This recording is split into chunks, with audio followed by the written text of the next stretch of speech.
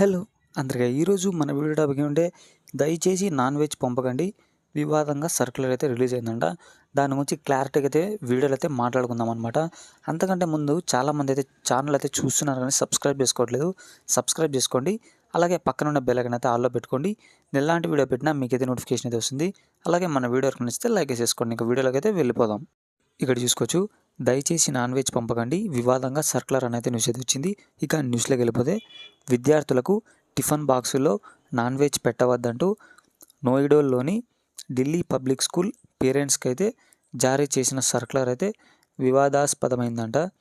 ఉదయం వండిన non veg మధ్యాహ్నానికి పాడవుతుందని, అలాగే లంచ్ టైంలో కలిసి తినేటప్పుడు ఇతరులు ఇబ్బంది పడకూడదని ఉద్దేశంతో ఈ సర్క్యులర్ ఇచ్చినట్లు చెప్పిందనమాట. అయితే దీన్ని కొందరైతే సమర్థిస్తున్నారంట, ఇంకొందరైతే వ్యతిరేకిస్తున్నారంట. దీంట్లో చూసుకుంటే విద్యార్థులకైతే లంచ్ బాక్స్ అయితే మీరైతే ప్యాక్ చేసి ఇస్తుంటారు కదా, దాంట్లో చాలామంది అయితే నాన్ వెజ్ అనమాట. కొంతమంది అనుకోండి, కొంతమంది అయితే నాన్ వెజ్ అయితే వేయిస్తుంటారు. అదైతే మీరైతే మైండ్లో పెట్టుకోండి. స్టూడెంట్ ఒకడే తిండు కాబట్టి, ఫ్రెండ్స్తో కలిసి కూర్చుంటాడు కాబట్టి చుట్టూ వాళ్ళకు కూడా ఇబ్బంది అవుతుందన్నమాట. అంటే అంటే అతను నాన్ వెజ్ తెచ్చుకున్నాడు అని కొద్దిగా వాళ్ళు కూడా అనమాట. కాబట్టి అది కూడా మధ్యాహ్నానికి కూడా పాడవుతుందంట. అది కూడా ఒకటైతే మైండ్లో అయితే మీరైతే పెట్టుకోండి. ఇదనమాట ఇవాళ వీడియో.